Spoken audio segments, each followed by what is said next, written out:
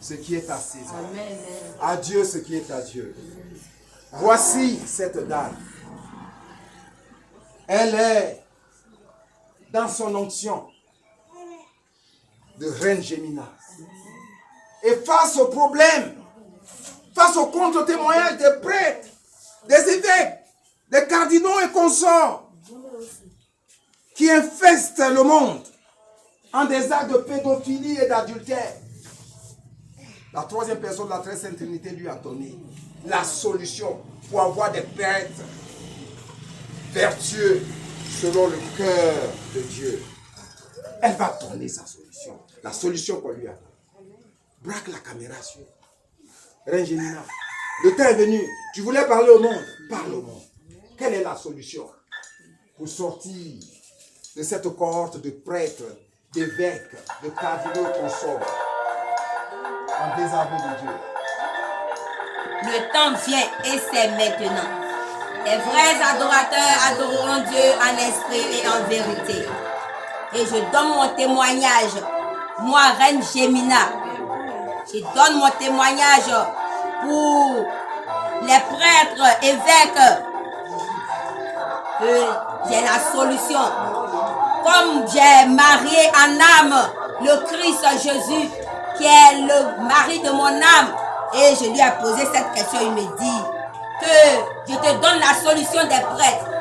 Cette personne, la personne qui se dit il est prêtre, évêque, pape, tu n'as pas la solution pour ta mission que c'est le Seigneur Jésus t'a confié. J'ai la solution des prêtres.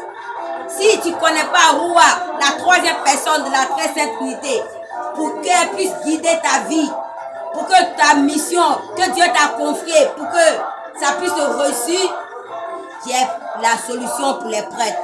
Il faut que les prêtres soient castrés. S'ils aiment vraiment Jésus, c'est pas avec la bouche on aime Jésus. Si tu te dis prêtre, évêque, pape, il faut qu'on te casse. Ou bien tu choisis de prendre les 7 dons de Dieu, les 5 vertus par Dieu, guidés par Roua, la troisième personne de la très sainte Trinité. L'exemple, voici David qui avait 100 femmes. Et ces 100 femmes avaient des personnes pour les gérer. Mais pour ne pas que ces hommes puissent avoir des mauvaises pensées avec les femmes, les 100 femmes de David, tous ces saints, les 100 femmes ont un homme, on les a tous castrés. Toi tu aimes Jésus, tu veux dire Jésus je t'aime, Jésus je t'aime, c'est pas dans la bouche on aime Jésus. Jésus, toutes ses manifestations, tout ce qu'il a vécu, si tu te dis prêtre, tu as accepté de suivre Jésus. Tous ces caprices, tu dois accepter. Donc accepte qu'on te casse pour que tu puisses aimer Jésus, pour être prêtre, évêque et pape adultère ou pédophile. Amen. Et quand Reine Gémina a donné ce témoignage, a donné ce suffrage de la troisième personne de la très sainte Trinité, j'ai interrogé.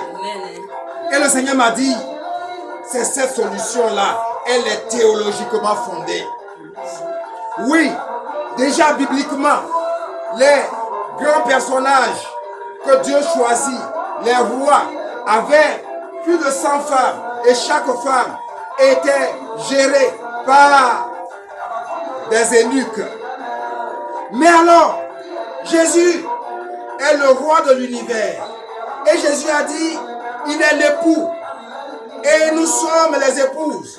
Donc toutes les femmes qui sont dans l'église catholique et qui sont souvent victimes de ce comportement de pédophilie et d'adultère sont donc les épouses du roi. Amen. Et vous les prêtres, vous êtes chargés de les conduire. Amen. Alors théologiquement, être castré fait partie de la condition. Amen.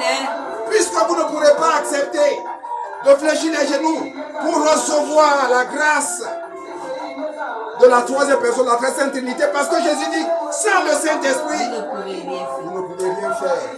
Rappelez-vous, le grand fonctionnaire éthiopien, secrétaire de la reine de Candace, c'était un eunuque. Donc, si toutes les femmes qui sont dans l'église catholique sont les épouses de Jésus, vous vous qui les gérez, Amen. pour ne pas que vous puissiez être en porte-à-faux, faites-vous castrer. Amen. Au nom du Seigneur soit béni. Amen. Et c'est là qu'on verra les vraies mises à part pour le Seigneur. Et je vous dis, ça risque de déménager Amen. à Vatican II. Que le nom du Seigneur soit béni. Amen.